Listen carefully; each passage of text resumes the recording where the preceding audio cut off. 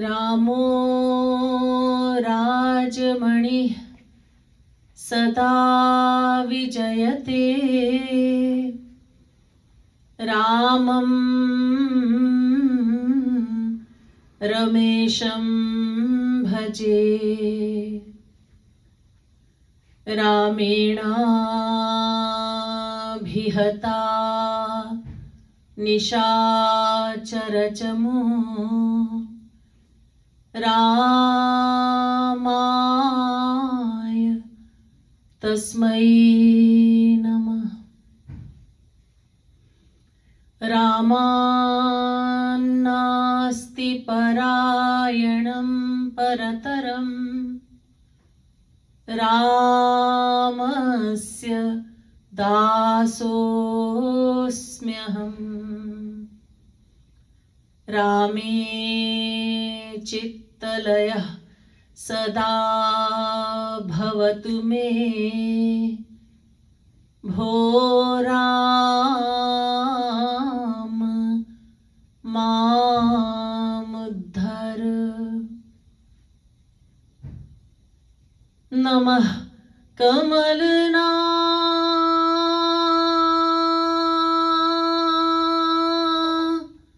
भाय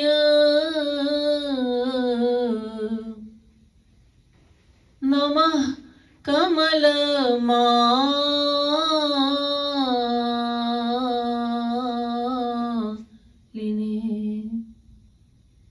नमः कमल पादाय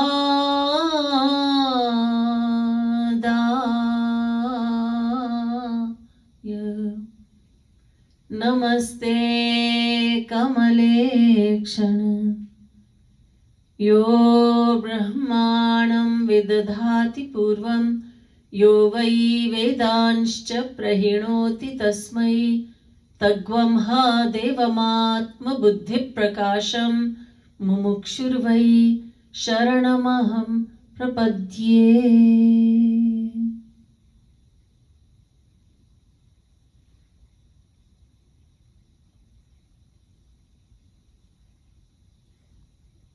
Dear devotees of God, let's chant for a few minutes, all the while keeping Bhagwan, keeping the Supreme Lord in our hearts. May I also request that you move forward for those devotees who will be joining us later. Thank you.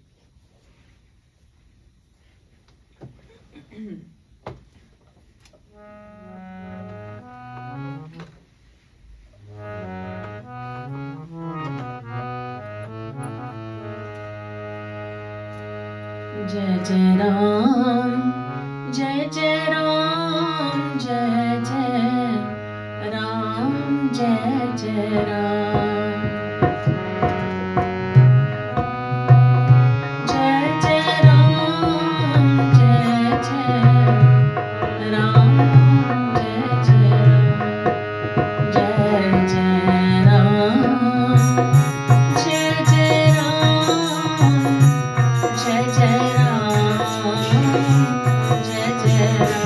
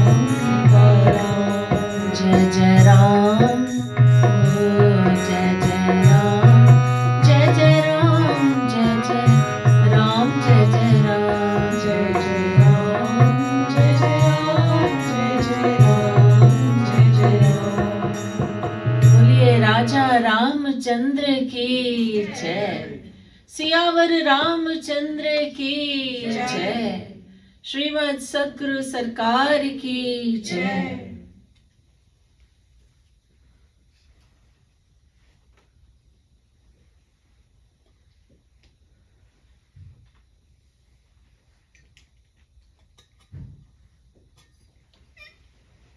Devotional listeners, I humbly request all of you to give me your full attention as we near the end of the series on the subject of the Bhagavad Gita.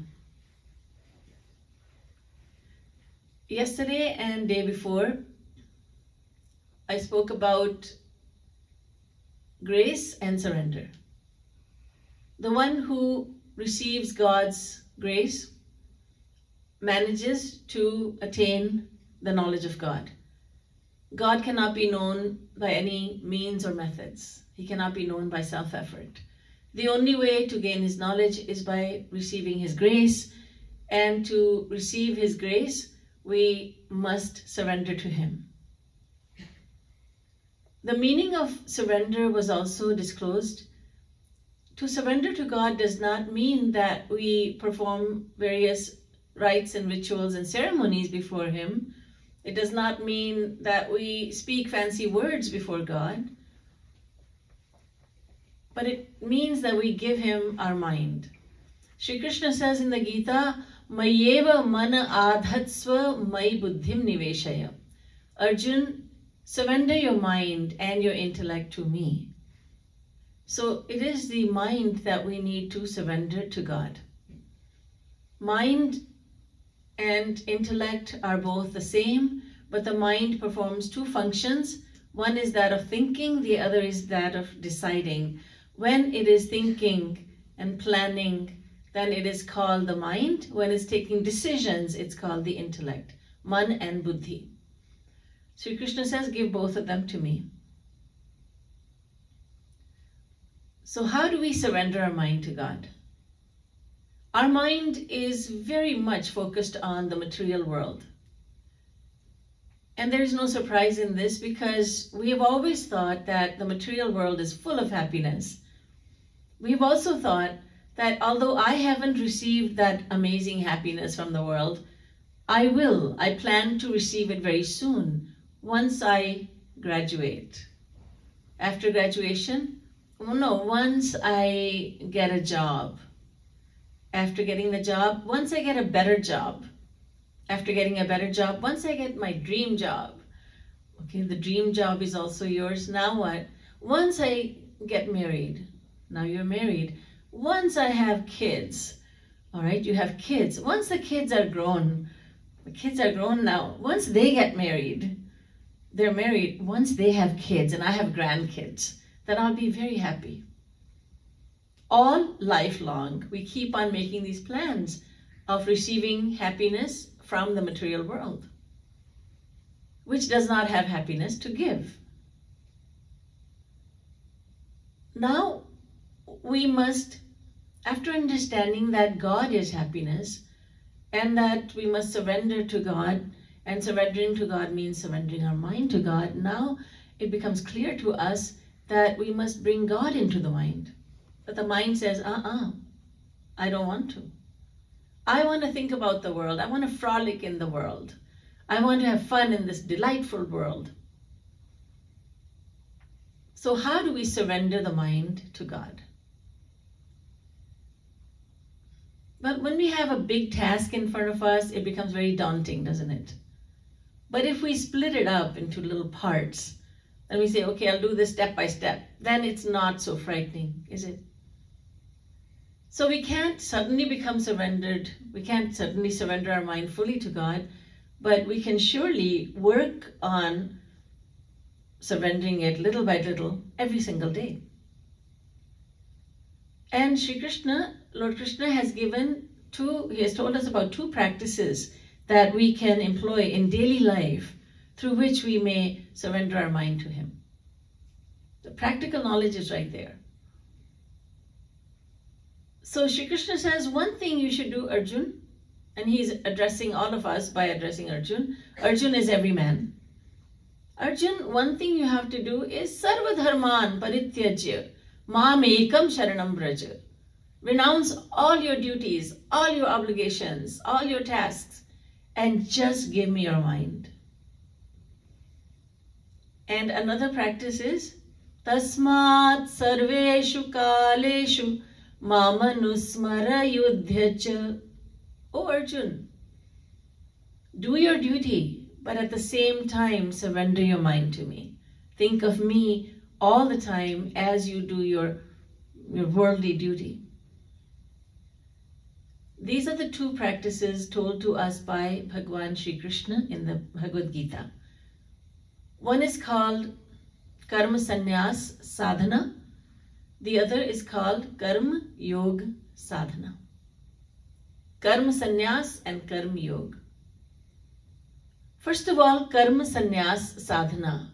We must employ this practice. We must practice in this way every day.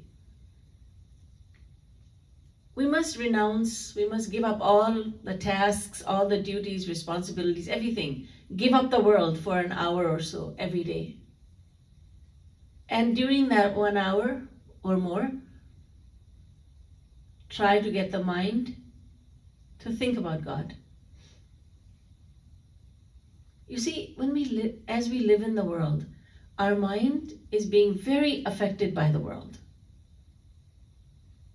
It's receiving worldly thoughts from all sides. When we watch TV, we get worldly ideas coming to us.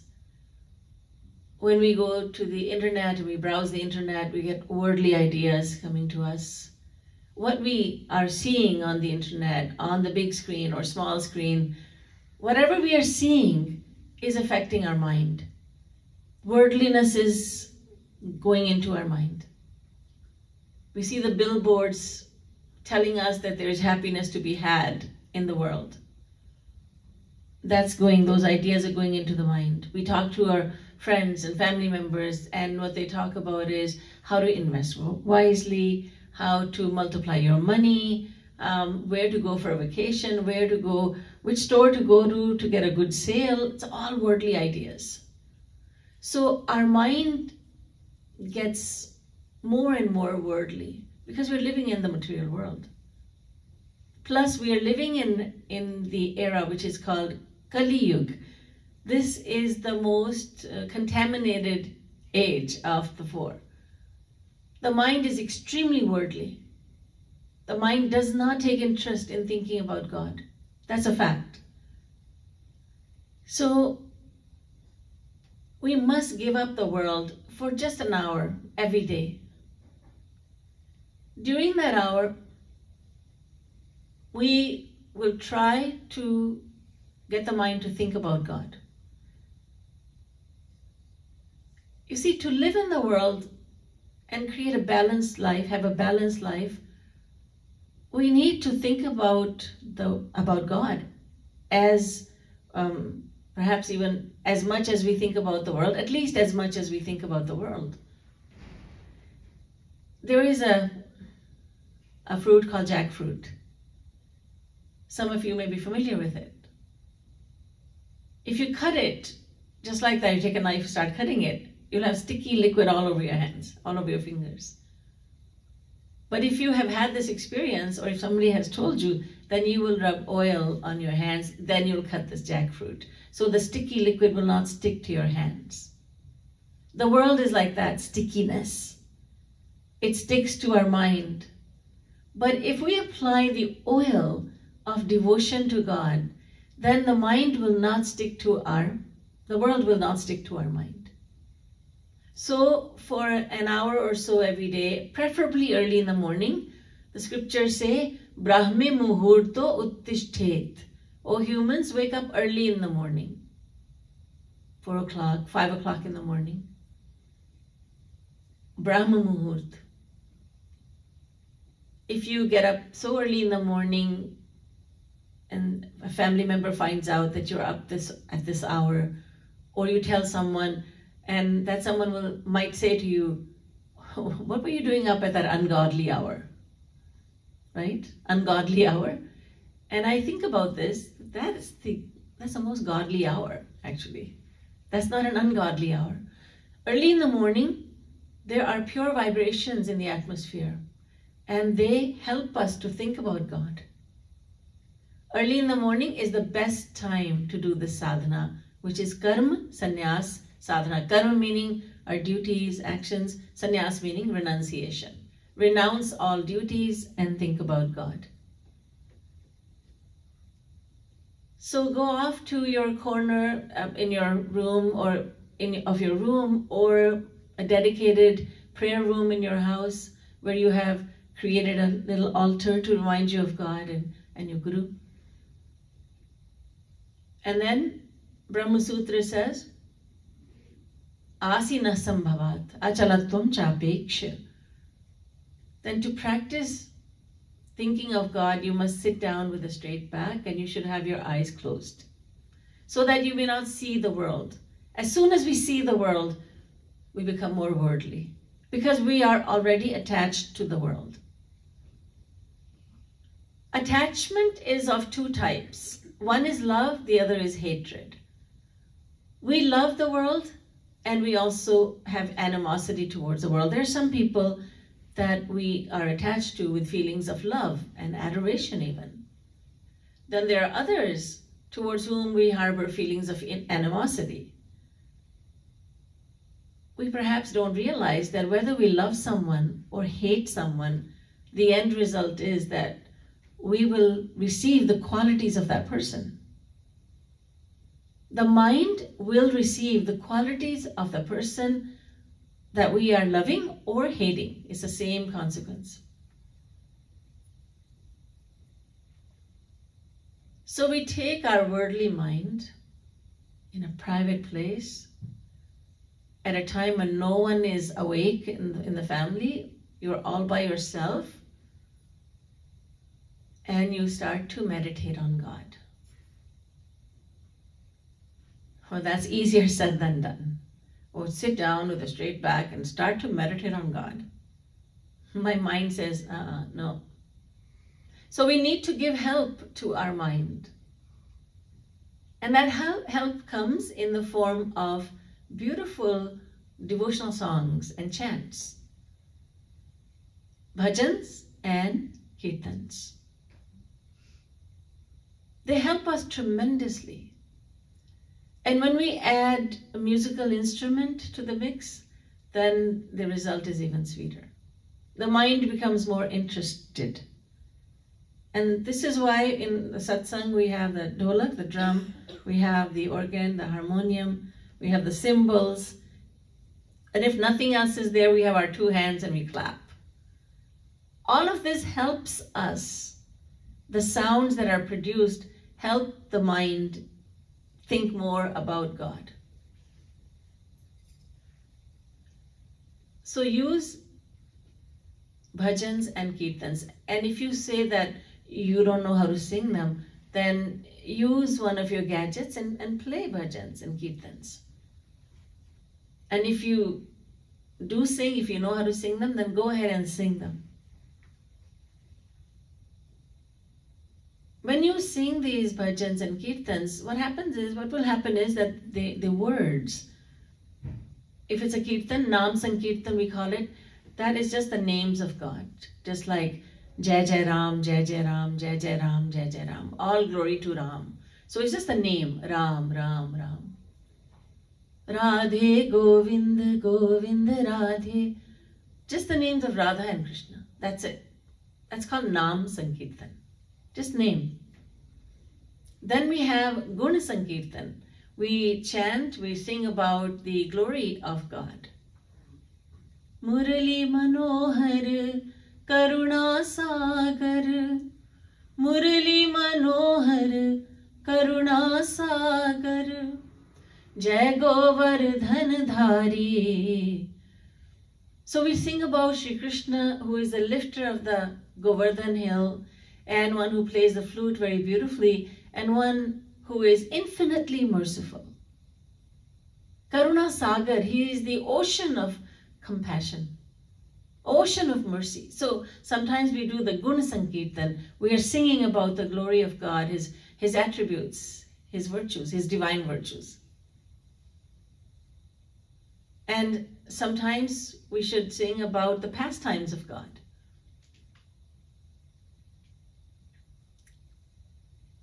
In Prem Ras Madira, a lyrical scripture, Jagadguru Shri Kripalu Ji Maharaj, my Gurudev, has composed 1008 beautiful bhajans. Many of them depict the pastimes of Shri Krishna. Some of them depict the pastimes of Shri Krishna when he descends to earth and he is a mischievous child. So one day he says to his mother, Yashoda, Maiya, main to badi si dulhaniya layi hoon. He wants to get married because he has seen a wedding procession, and he says to his mother, Maiya, I want a tall, tall bride. And Yashoda laughs and says, you are so small. And he goes on to say, well, all my sakhas, all my friends will form the procession, the wedding procession, and I'll be the dulha, I'll be the bridegroom, and then this will happen, that will happen. It's a charming pastime that is in the form of a bhajan. So when we sing it and it's set to music, then the effect is very beneficial to the mind. The mind starts thinking about Sri Krishna. The mind starts thinking about God, the pastimes, the leelas of God. Or you might be wanting to sing about Sri Krishna who is older. Maybe you're same age as you, and you want to think of him as a beloved, because God is above all our beloved, our priyatam. So you might be singing or listening to a bhajan like this one from Prem Ras Madira. Jhumat avat sham dekho sakhi. Oh Sakhi, oh my friend, there comes Sham Sundar, there comes Krishna. And he's swaying so beautifully as he walks.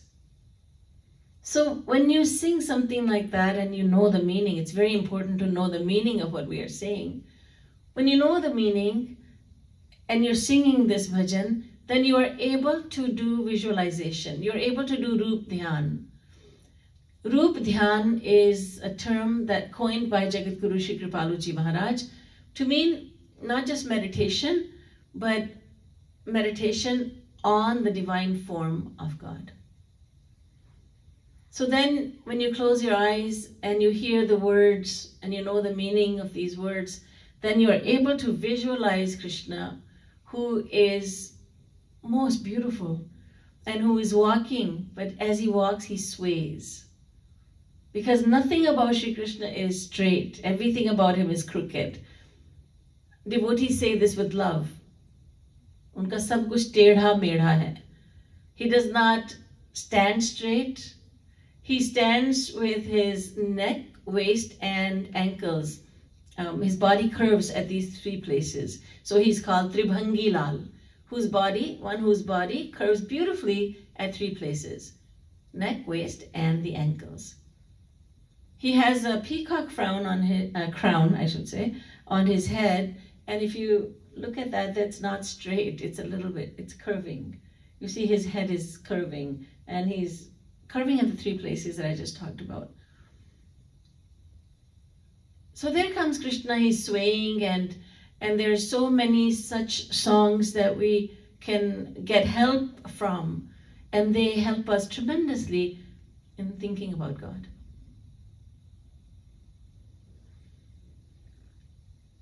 So Shri Krishna says, leave all your worldly duties, responsibilities, and the mind will say, well, you know, those dishes are not going to wash themselves.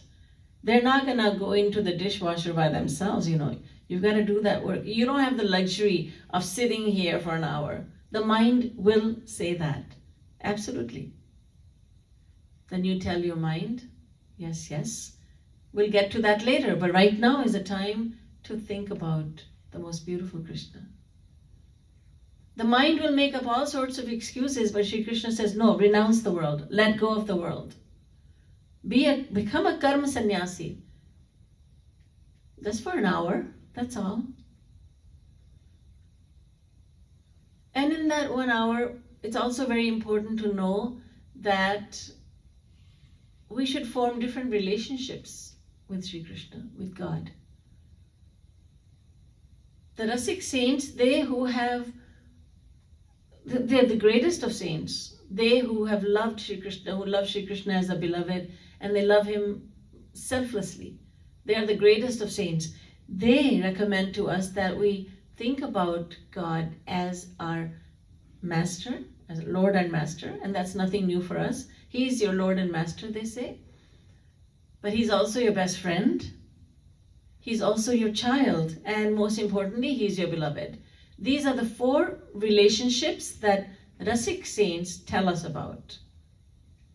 Swami Sakha Sutpati Govind Radhe Rasik Batave To So Char Char Nate.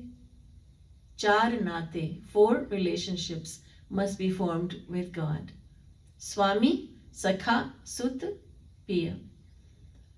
Lord and Master, friend, eternal and best friend, child and beloved. The lover-beloved relationship, just like in the world, it is the greatest and the most intimate relationship to be formed with God also. And then all the other relationships, the 3 other ones, they are subservient to the highest relationship. What that means is, if you go straight to the lover-beloved relationship with Sri Krishna, then whenever you want, you can love him as a best friend. Anytime you so desire, you can call out to him as your son, Beta. You call him Beta, call him your son. And he's always your most loving and compassionate master. But the highest relationship is the lover-beloved relationship. This is why Jagadguru Shri Kripalu Ji Maharaj has said, Dasya bhavena sakhyena vatsalyena yada kada nityam madhurya bhavena Shri Krishna sevyate maya. Love Shri Krishna from time to time as your master, your friend, as your child, but at all times love him as your beloved.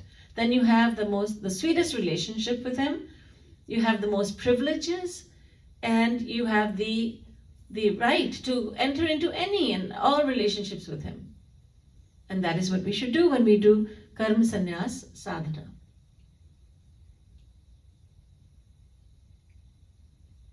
It is also very important to understand what we will do, what we can do when the mind runs away to the world. Here the mind is thinking about Shri Krishna, and then suddenly the mind says, oh, I'm going to meet with my friends later on. The mind has gone to the world because that's his favorite place. It goes and it visits favorite places, favorite people, favorite foods.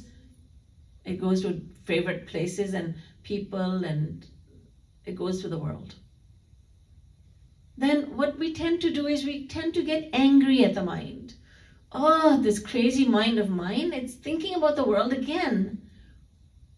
But my Gurudev says, do not get angry at the world, at the mind. Because if you get angry at the mind, it will become even more mischievous.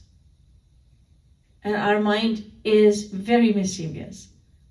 Shri Krishna, rather Arjun says to Shri Krishna in the Geeta, Chanchalam himanah Krishna pramathi balavadridham tasyaham nigraham manye vayoriva sudushkaram. Oh Krishna, you are asking me to think of you, but how can I think of you? My mind is very mischievous. It's very willful, it's very powerful, it's very stubborn. And Shri Krishna agrees. He says, yes, you're right. The mind is very mischievous. Asanchayam mahabaho mano durnigraham chalam abhyasena tu kaunteya vairagyena cha grihyate. You are right. The mind is very mischievous, but you can bring it under your control by practice and renunciation. So, we do have a mischievous mind, it will run away to the world. Even in a place of worship, our mind is so capable of thinking about the world that it goes to the worldliest of places, even though the body may be in a place of worship. Our mind is very capable. Saint Tulsidas talks about the mind, a worldly mind. He says, Graha grihit punivat vash Tapuni bichi mar, tahi piyai varuni, kahiye kaha upachar. What to do with a monkey that is mischievous by nature? It's the most mischievous animal in God's creation. And on top of that, the monkey is suffering from hysteria. So a hysterical monkey. And then on top of that, that monkey has been stung by a scorpion. And so it's writhing in pain because a scorpion sting is very painful. And on top of that, some fool came along and gave some alcohol to the monkey. That's what's in the Ramayana. Tulsidas is talking about that. So he says, pity the monkey who is mischievous by nature and then it becomes hysterical. Then it's stung by a scorpion and it's drunk, intoxicated with alcohol. And we ask, why are you talking about the monkey and all this? He said, well, that's your mind. Mischievous by nature.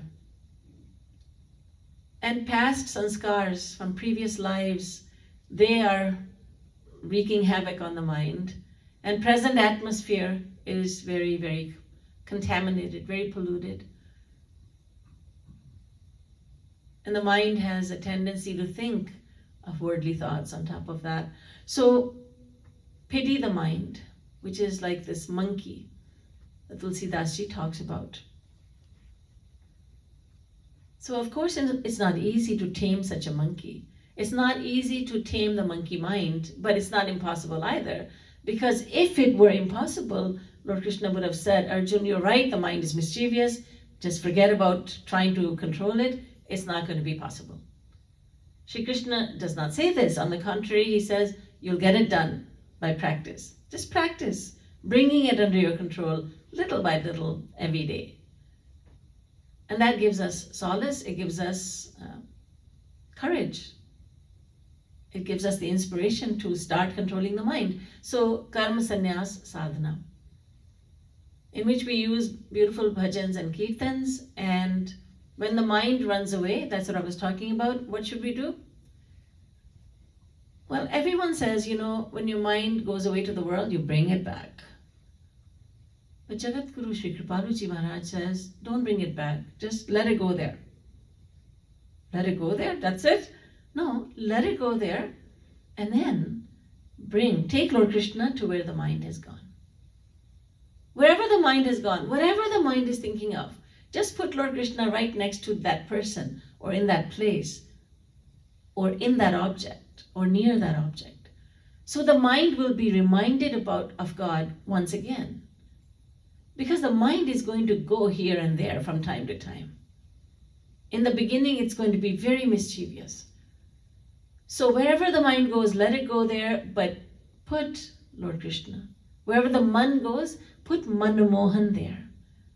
Manmohan means Krishna who delights the mind. So put Manmohan where the man or the mind has gone. And when we practice like this every day, then practice does make perfect. So there will come a day when we will be able to think about God easily. Because remember that when you're doing something worldly, you may work very hard at it, but you may succeed or you may not. These are the two possibilities. You're trying very hard to start a business and you're putting in so much work, 18 hours, 20 hours a day, so much hard work.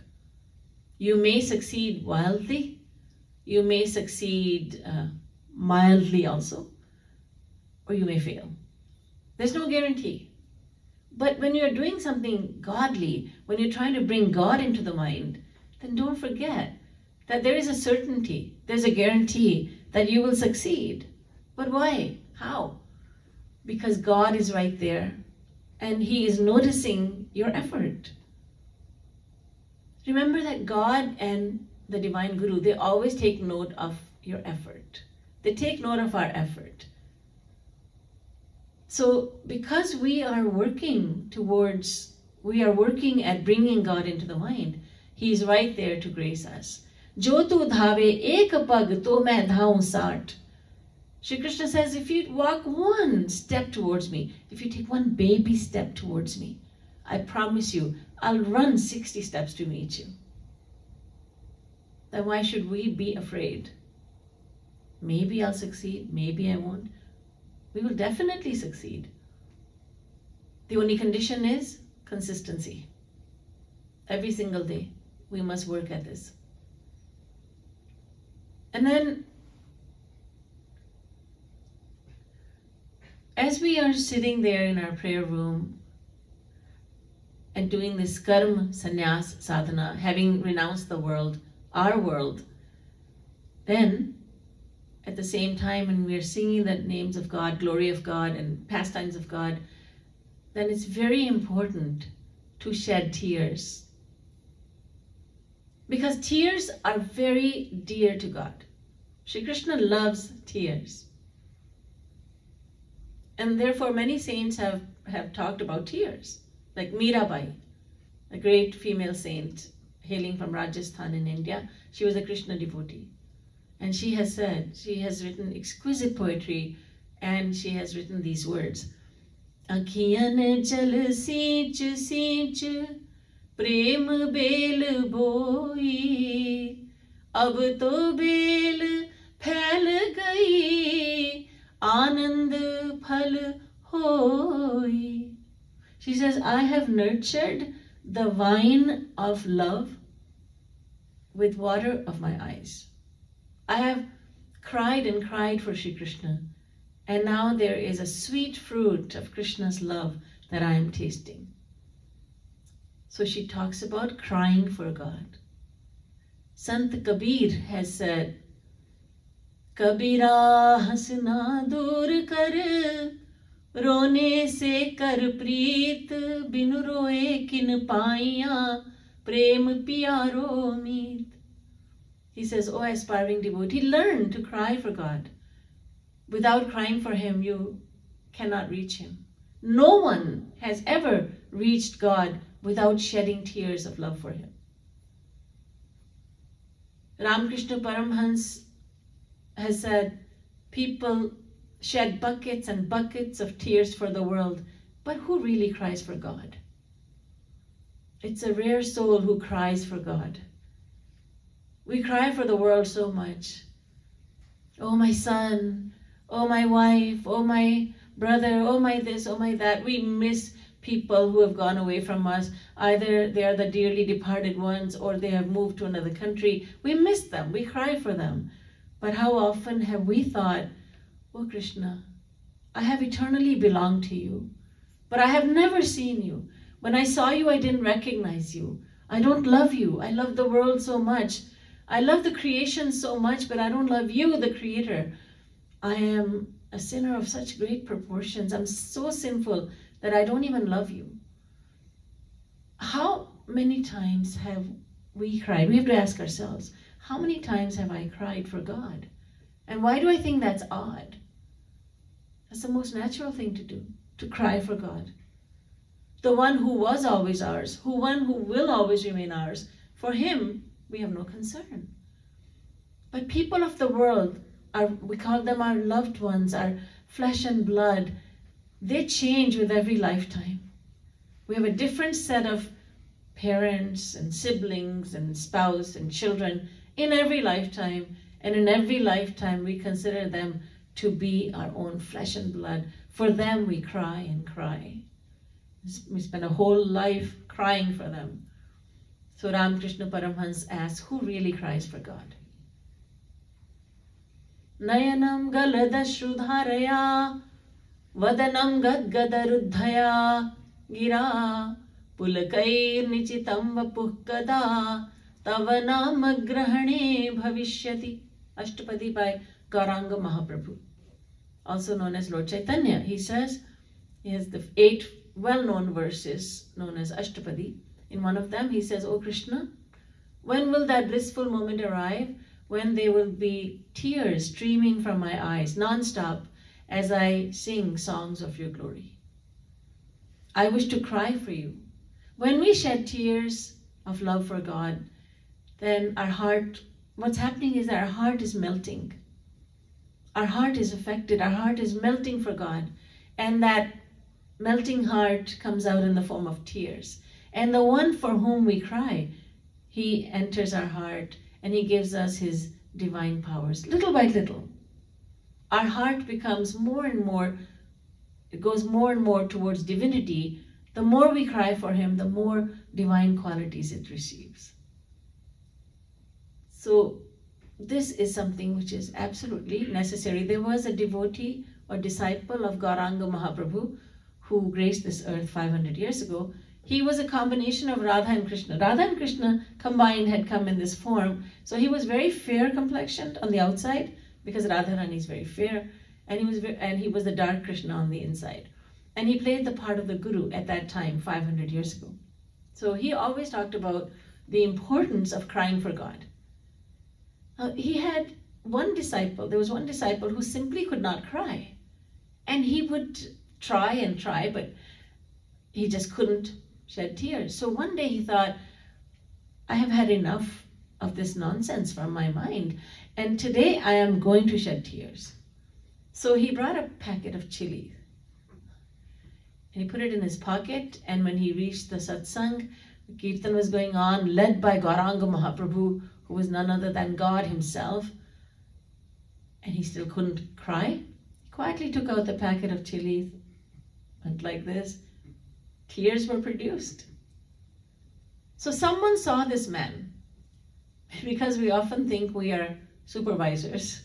We have to inspect everyone. So this man thought, I have to inspect everyone. He happened to look at this man. He thought, what a hypocrite he is. I must report him. So after the satsang was over, he went on to Gauranga Mahaprabhu and he said, Maharajji, this man is a hypocrite. I saw him using chilies to cry. Mahaprabhuji smiled because he knew what the intent of this man was, the devotee was. But he still called him and he said, Beta, son, do you use chilies to cry? And he said, yes. Maharajji, because I'm such a sinner that I can't even cry for God. And I decided to punish my eyes. I put chilies on them. Mahaprabhuji was so happy hearing about this.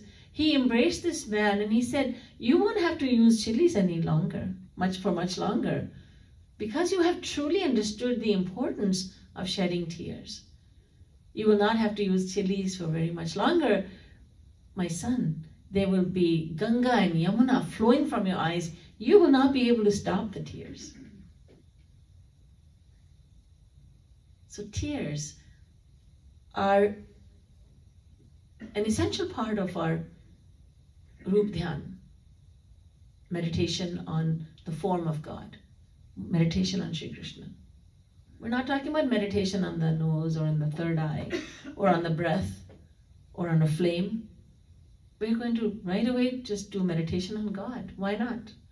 We're trying to fall in love with Him. We're not trying to fall in love with the flame or with our breath or with our third eye. So it's a loving meditation on God. So when we do this karma sannyas sadhana day after day on a daily basis, then what we'll find is that our mind is taking more interest in God.